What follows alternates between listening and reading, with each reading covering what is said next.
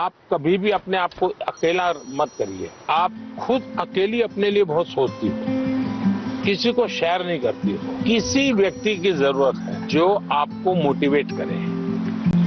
आपके परिवार में कोई, आपके सीनियर्स में से कोई दूसरा हो सके, अपने आप को चैलेंज कीजिएगा। आज मुझे 10 किलोमीटर साइकिल चलानी है, अरुणाचल के पहाड़ों में भी 10 किलोमीटर हो जाए तो पूरा दिन भर एंजॉय करो।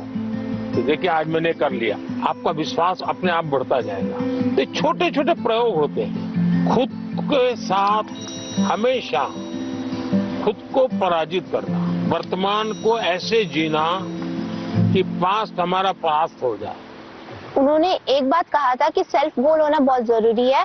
आपको खुद मोटिवेटेड रहना चाहिए और खुद मोटिवेट करने के लिए आप बहुत सारी चीज फॉलो कर सकते हैं, जैसे कि आप छोटे छोटे अचीवेबल आप गोल्स रखिए अपना, और जब आप वो गोल्स को अचीव कर लेते हो तो हमेशा आप अपने को रिवॉर्ड किया कीजिए।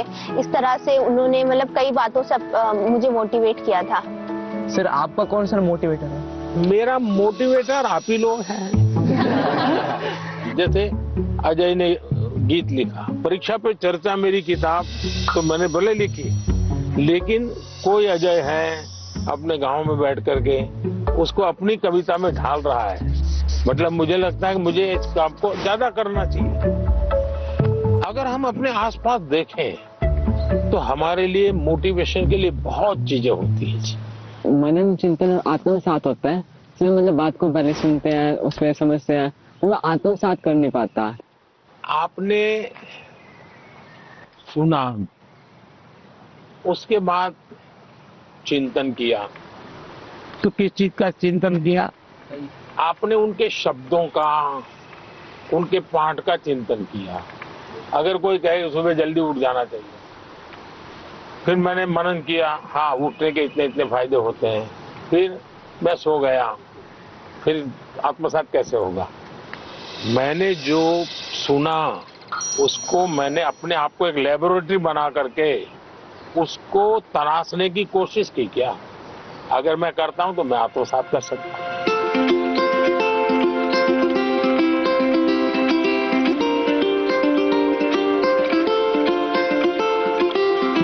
ज्यादातर लोग खुद से स्पर्धा नहीं करते, औरों से करते हैं। अपने से जो दुर्बल है उसी से स्पर्धा करते हैं और फिर कूदते रहते हैं। देखिए उसको तो 30 आया, वो तो बहुत मेहनत करता है, मेरा 35 आया। और जो खुद से स्पर्धा करता है उसका विश्वास कभी टूटता नहीं।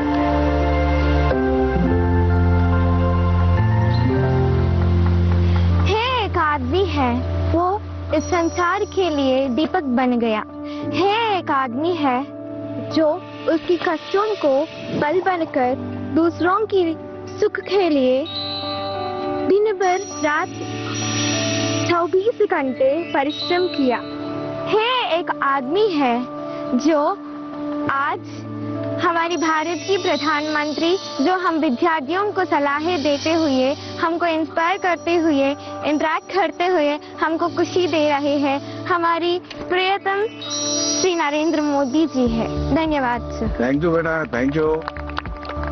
सर मेरा आपसे क्वेश्चन ये है कि जब भी हम एग्जाम देने जाते हैं, एग्जाम लिखते समय मेरे मन में हमेशा ये चिंता होती है कि उसकी अगर मैं फेल हो गई तो, और उसके जो परिणाम हो गए उसके बारे में हमेशा वो चिंता रहती है मन में। फेलियर से कैसे बच पाए?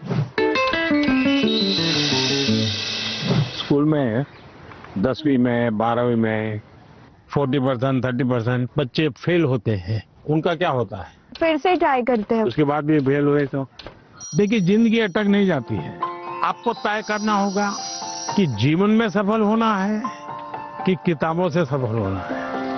जीवन में सफल होने का एक उपाय ये होता है कि आप अपने जीवन की जितनी विफलताएं हैं उसको अपना टीचर बना लें। आपको मालूम होगा कि जो क्रिकेट मैच होती है ना, तो दिन भर का फुटेज होता है, सारे प्लेयर्स बैठते हैं, वो देखते हैं खुद ने क्या गलती की, फिर वो तय करते हैं हमें क्या सुधार करना चाहिए।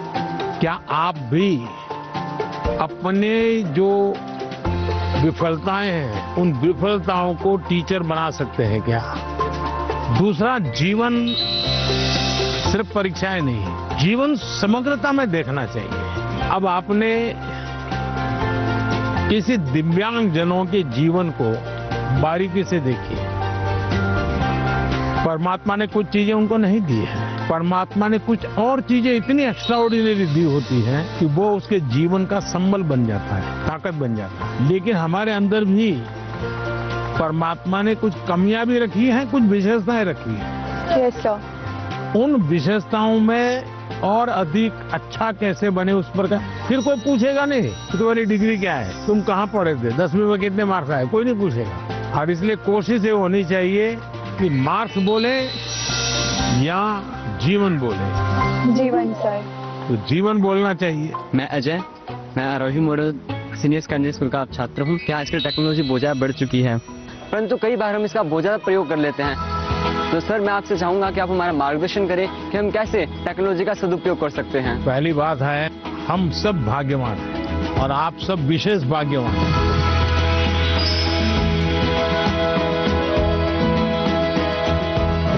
आप उस युग में बड़े हो रहे हैं जिस युग में इतनी बड़ी मात्रा में टेक्नोलॉजी का फैलाव है, प्रभाव है और उपयोग है। और इसलिए टेक्नोलॉजी से भागने की जरूरत नहीं है। लेकिन आपको तय करना होगा कि क्या मैं रील देखता रहता हूं, क्या उसी में समय जाता है क्या मेरा, या मुझे इस चीज में रुचि है तो उसकी बारीकियों में जाऊं, उसके एनालिसिस में जाऊं, तो टेक्नोलॉजी एक ताकत बनेगी। टेक्नोलॉजी को तूफान मत समझो, वो कोई बड़ा साइक्लोन नहीं जो गिरा देगा। आप मान के चलिए कि जो लोग रिसर्च कर रहे हैं, इनोवेशन कर रहे हैं, टेक्नोलॉजी बना रहे हैं, वो आपकी भलाई के लिए कर रहे हैं। और हमारी कोशिश यही होनी चाहिए कि हम टेक्नोलॉजी को जाने, समझे, उसका ऑप्टिमम यूटिलाइजेशन करें। सर मेरे पास एक क्वेश्चन है। सर किसी काम को अच्छे से करने के लिए हमको अपना बेस्ट कैसे देना चाहिए? हमें निरंतर बेस करने का प्रयास करना चाहिए और बेस करने की पहली शर्त होती है कल से अच्छा करना। हमारी फैमिली हमारे भले के लिए बोलते हैं कि तुम्हें तो ये स्कीम देना चाहिए, तुम्हें इस विषय में जाना चाहिए, तुम इसके लायक हो। हमें क्या करना चाहिए फिर? उनकी माननी चाहिए, अपनी सुननी चाहिए? ऐसा है, उनका मानना चाहिए और फिर उनको मनाना चाहिए। जब आप उनको पूछोगे कि हाँ बहुत अच्छा आइडिया है, मैं करूं, अब बताइए कैसे करूं, अच्छा इसका कहाँ मुझे मिलेगा, आप मेरी क्या मदद करोगे, फिर आप प्यार से उनको कहिए कि मैंने ऐसा सुना था, ये कैसा है, तो धीरे धीरे वो भी दिमाग अप्लाई करेंगे। आपका बहुत बहुत बहुत बहुत थैंक यू कि आपने मेरा प्रश्न सुना, मेरे प्रश्न का आंसर भी दिया और मुझे बहुत सारी चीजें भी सिखा के गए। शांत रहना और पॉजिटिविटी, नकारात्मक सोच नहीं लानी चाहिए।